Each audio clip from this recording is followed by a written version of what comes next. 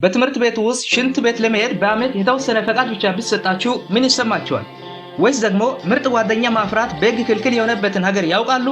ዛሬ ለመስማት የሚከብዱ 5 አስገራሚ የትምህርት ቤት ሕጎችን እንመለከታለን።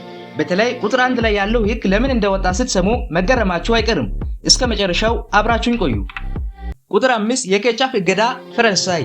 በምዕራባውያን ሀገራት በተለይ በአውሮፓና በአሜሪካ የሚኖሩ ተማሪዎች ኬቻፕን እንደ ዋነኛው የምግብ ማጣፈጫነት ይጠቀማሉ። ልክ እኛ ሀገር በርበሬ እንደ ማጣፈጫነት እንደምንጠቀመው ማለት ነው። ሆኖም ግን ወደ ፈረንሳይ የመንግስት ትምህርት ቤቶች ካመራን ሁኔታው ፍጹም የተለየ ነው። በአውሮፓውያን አቆጣጠር ከ2011 ዓ.ም ጀምሮ የፈረንሳይ መንግስት በትምህርት ቤቶች ካፍቴሪያ ውስጥ ኬቻፕ እንዳይቀርብ ጥብቅ ሕግ አውጥቷል። ነገር ግን ክልከላው የመጣው ኬቻፕ ጤናማ ስላልሆነ ብቻ እንዳይመስላችሁ። ዋናው ምክንያቱ እጅግ የሚገርም ነው። የፈረንሳይ መንግስት ይህን ሕግ ያወጣው የሀገሪቱን የምግብ ባህል ለመጠበቅ ነው።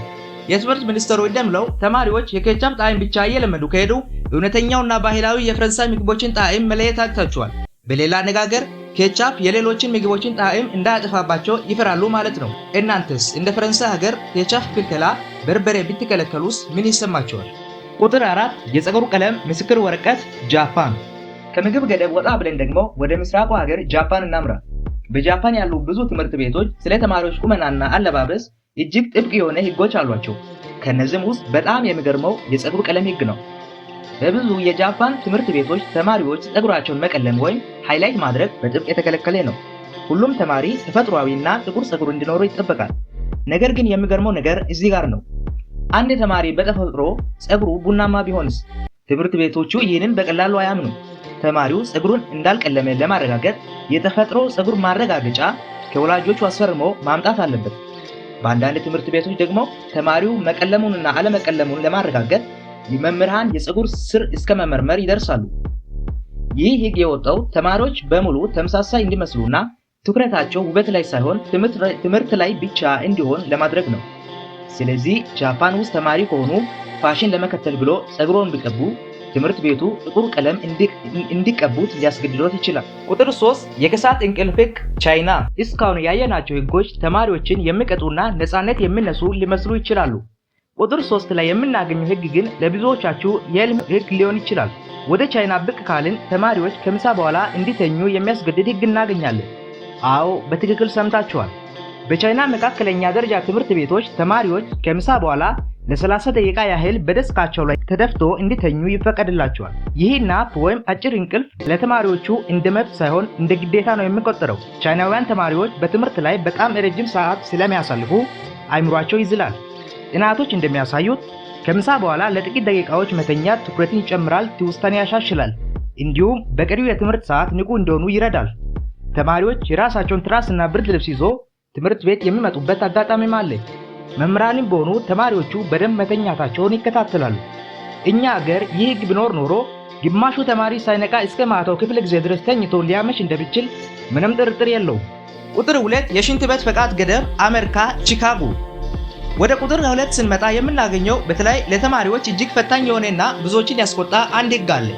ይህ ሕግ የሚተከበረው በአሜሪካ ቺካጎ ግዛት ውስጥ በሚገኝ ኤቨርግሪን ፓርክ ሃይ ስኩል በተባለ ትምህርት ቤት ውስጥ ነው። እስቲ አስቡት፣ በእኛ ሀገር ትምህርት ቤቶች ውስጥ ክፍለ ጊዜ ላይ ሽንት ቤት መሄድ ሲፈለግ እጁን አውጥቶ መምህሩን ፈቃድ መጠየቅ የተለመደ ነው። ነገር ግን በዚህ የአሜሪካ ትምህርት ቤት ውስጥ ነገሩ በፈቃድ ብቻ የሚያልቅ አይደለም። ትምህርት ቤቱ ባወጣው መመሪያ መሰረት አንድ ተማሪ በአንድ የትምህርት መንፈቅ ወይም ሰምስተር ውስጥ ሽንት ቤት ለመሄድ የሚፈቀድለት ለ3 ጊዜ ብቻ ነው። ይህ ማለት ተማሪው ለ4 እና ለ5 ወራት በሚቆዩ የትምህርት ጊዜ ውስጥ ክፍለ ጊዜ አቋርጦ ሽንት ቤት መሄድ የሚችለው 3 ጊዜ ብቻ ነው።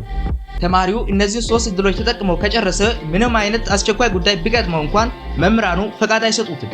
ትምህርት ቤቱ ይህንን ሕግ ያወጣበት ምክንያት ተማሪዎች ሽንት ቤት እንሄዳለን በሚል ሰበብ ትምህርት እንዳያመልጣቸው በሚል ነው። ነገር ግን ይህ ሕግ በወላጆች ዘንድ ከፍተኛ ቁጣ ቀስቅሷል። ወላጆቹ ይህ ሰብአዊ መብት መጣስ ነው፣ ተማሪዎች የተፈጥሮ ፍላጎታቸውን መቆጣጠር አይችሉም በሚል እስከ ፍርድ ቤት የሚደርስ ክርክር አድርገዋል። ይህ ሕግ በእኛ ሀገር ቢተከበር ምን ይፈጠር እንደሚችል እስቲ ላፍታ አስቡት። በአንድ ሴሚስተር 3 ጊዜ ብቻ። ምናልባት ተማሪዎች ትምህርት ቤት ከመሄዳቸው በፊት ውሃና ምግብ ያቆሙ ይሆን? ወይስ ደግሞ ግቢው ውስጥ ትልቅ ግርግር ይፈጠር ይሆን? ይህ ሕግ ለተማሪዎች መቆርቆር ወይስ ማሰቃየት? እናንተስ ምን ይመስላችኋል? ሐሳባችሁን በኮሜንት አጋሩኝ። ቁጥር 1 የምርጥ ጓደኛ ክልከላ እንግሊዝ።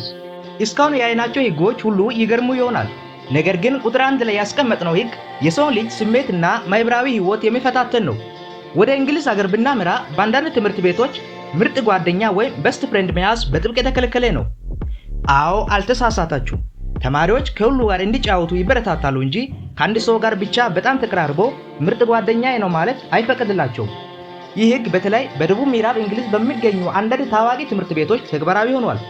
ትምህርት ቤቶቹ የሚሰጡት ምክንያት እንዲህ የሚል ነው። ሁለት ልጆች በጣም ከተቀራረቡና ምርጥ ጓደኛሞች ከሆኑ በመካከላቸው አለመግባባት ሲፈጠር የሚሰማቸው የልብ ስብራት በጣም ከፍተኛ ነው። በተጨማሪም ሁለት ልጆች ብቻ ተለይተው ሲቀራረቡ ሌሎች ተማሪዎች የብቸኝነት ስሜት ሊሰማቸው ይችላል ብሎ ያምናሉ።